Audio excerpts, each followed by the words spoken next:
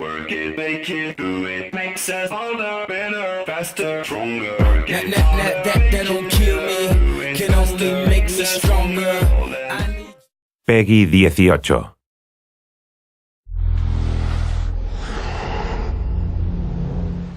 Hi, my name is Ashraf Ismail, Game Director of Assassin's Creed 4 Black Flag, and I'm very proud to be showing off the Caribbean open world. Here, we're going to start with Edward. After completing a few missions, he's met up with the assassins, but he's not yet bought into the creed, so he still has this selfish need for fame and fortune. Edward is one of the most unique characters we've created for the Assassin's Creed universe. He is a man who is still trying to figure out who he is in life and what he wants to get out of it. At this point in the story, he still wants that fame, so one way to get it is to complete these assassination contracts. This is a way to make money and to gain a bit of notoriety. So here we go. We have 2 targets to take out, 2 Templar brothers. So we're going to accept the contract, and the world map is going to show us where this contract takes place. So we see here that the contract is actually very close to us. It starts in the village we're in, but as we zoom out, we want to show you the world that we have. Many locations, over 50 locations, centered by Cuba, the Bahamas, and Florida up north. This is a massive world. There's a lot to find and do in this Caribbean Sea. But now we'll get back to the Fisherman Village and go after our targets. The Fisherman Village, it's one type of location in this world. It's really here as a convenience to the player. This is where you can start missions, where you can shop to upgrade Edward and the Jackdaw itself. It's really about the mood and the ambiance of the Caribbean Sea. In the distance, we have a tavern that we're approaching. Taverns are places where you can hire crew, play mini games, drink if you wish. But for now, we're going to focus on the targets and take them out.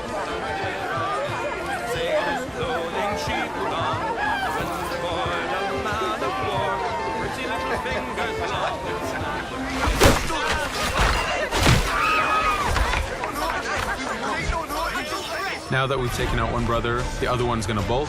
Just like classic ACs, we can chase him down and take him out that way, but there's many ways to complete this contract. We can use the new free aim system to shoot him this way, to eliminate him that way. We can jump onto the ship and take him out with his crew, but instead we're going to let him escape into the sea and follow him with the Jackdaw. This is your ship. This is the second main character of the game. You're going to have to customize and upgrade the ship as you go on this journey with Edward.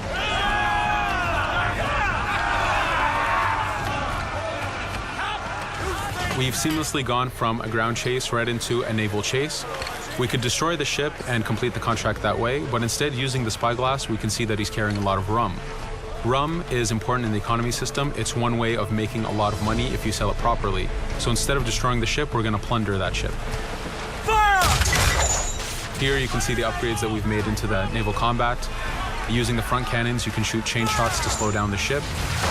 Using the new round shot mechanic of trajectory aiming, you can aim for the hull and do a lot of damage this way. This specific enemy is what we call a frigate. Frigates are the type of ships that you need to destroy as fast as you can, because the longer the fight lasts, the more damage they're capable of doing. We have other enemy types like the Charger or the Man of War. The Man of War is a massive ship capable of carrying over 100 cannons. These are ships that you really need to upgrade to be able to face. But now that this frigate has been demasted, we can start the boarding. Boarding, it's very important. You are a pirate. This is how you gain cargo. This is how you take on ships. So here we can start the boarding from any orientation or angle we wish. The distance even matters. If you get too close, the 2 crews will just jump right into each other. If you start a bit further, you can jump in the water and go in for a sneak stealth attack. We have 2 objectives to accomplish for this boarding. We can take out the captain, and we need to take out some of his crew. So using the swivel gun, we will efficiently take out a lot of the crew. And now we'll go for the captain using Edward's navigation abilities. Here, again, using the new free aim system, we have a dangerous enemy on the other side taking out our crew. We can easily take him out with a headshot. So what we see here is that 2 ships have come together to create this 3D environment where, using your assassin abilities to navigate, to be stealthy, you can take the advantage and get the kill by surprise. Now that we've taken out the captain, we still need to take out a few of the crew members to complete this boarding.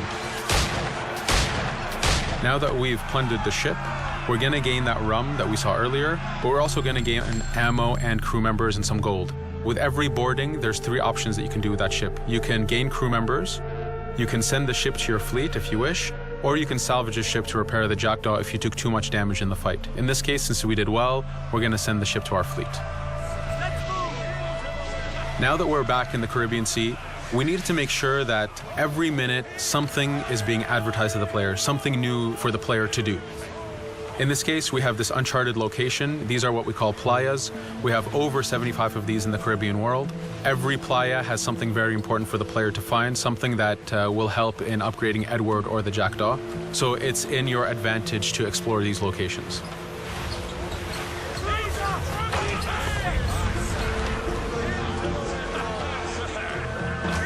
Again, for us, seamlessness is very important. We needed to be able to explore this Caribbean world without having too much interruption in the action. So being able to just let go of the wheel anywhere we want, jump into the water, and swim over to that location. This is very important for the mood and the immersiveness of this Caribbean open world. Here, as we get on the playa, in the distance we can see that there's a faction battle, but closer to us we can see that there's this poor drunken sailor who's passed away. But being a pirate, of course, we're going to loot his body and see what he has for us.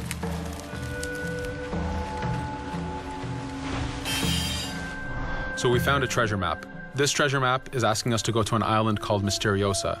Every time you find one of these, you know that you're going to find a treasure that is linked to the progression of the Jackdaw or Edward, so they are very valuable. Here we're going to take a look at that faction battle. We have a British ship facing off against a Spanish ship. We could jump in and take advantage of this opportunity, allowing each ship to weaken the other and for us to plunder both. But now we're going to make our way back to the Jackdaw. Again, this is the second main character of the game. There's a lot of customization and a lot of upgrading to do on the Jackdaw. You can upgrade all the weapons to fit the playstyle you wish. Now, as we get onto the Jackdaw, we can see that the crew is cheering for us.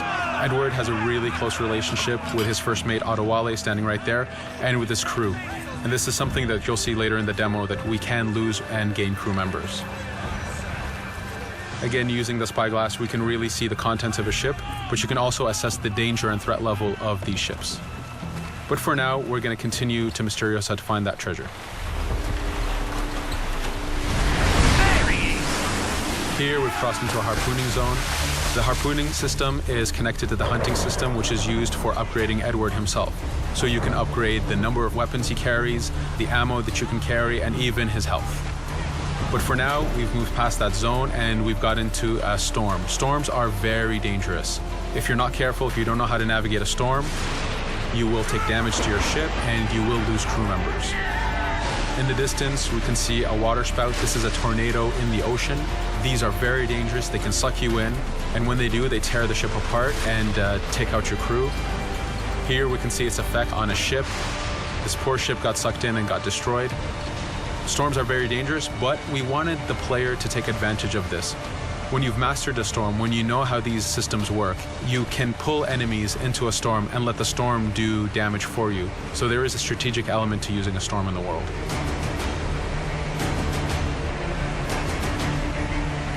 Here we can see that the storm is dying down a bit, but there's still this torrential downpour. It was very important for us to get the real mood of and atmosphere of the Caribbean in the weather cycles and in the daytime cycles.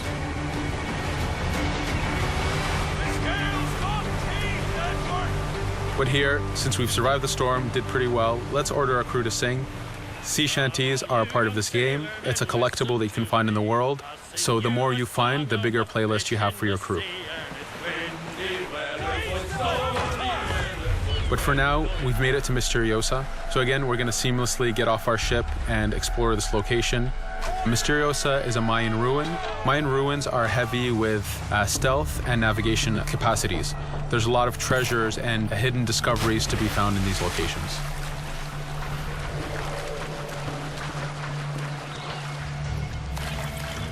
If we recall the treasure map, the treasure is hidden behind a temple. So just by quickly looking around, we can see that temple looks about right. So that's our objective. We'll head there.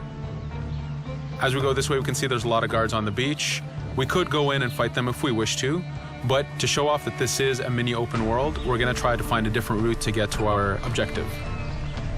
Here, we've seen a guard. We don't want to alert him, and we don't want to alert the guards on the beach, so we're going to use our stealth ability to take him out silently.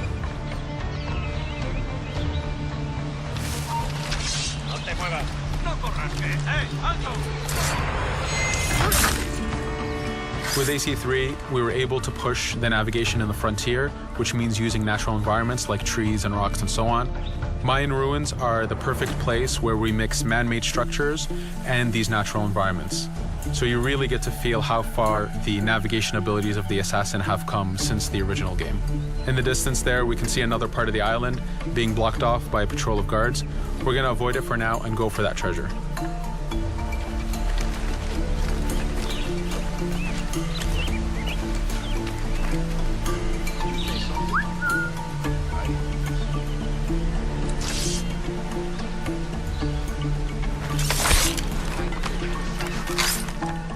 It's important for us to be able to give the players new tools, specifically for stealth. In this case, we have the blowpipe.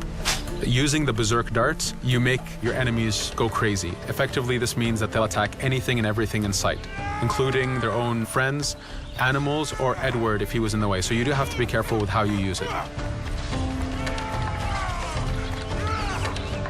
But now that we've caused a distraction, if we happen to fall down there, at least there's already a bit of damage done for us. But using our navigation skills, we're able to get past that area without any trouble. There in the distance, you can see the jackdaw placed exactly where you left it when you got onto this location. It's really important for us to show the beauty of this Caribbean world. The Caribbean has some amazing vistas, and we pushed ourselves to replicate this in the game.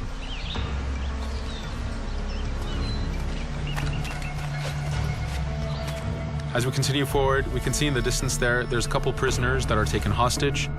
This is a scenario that you need to use stealth. If you're detected by those guards, they will kill the hostages. So in this case, it's to your advantage to use the environment to figure out how you can take out those guards without being detected. In this case, it's 2 guards, so it's not too hard. There are other scenarios where you have more guards and you have to figure out how you can take all of them out at the same time.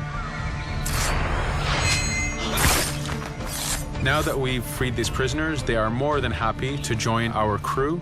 This is just one way of gaining crew members. As mentioned earlier, there's the taverns. There's actually many different setups of gaining crew.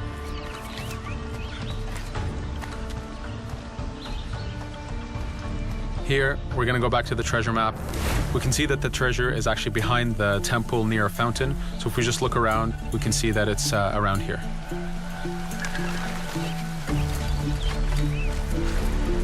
Now that we've found the treasure, what we've actually found is a blueprint. Blueprints are incredibly valuable for the upgrading of the jackdaw. This is how you can upgrade the biggest and most devastating upgrades of the ship.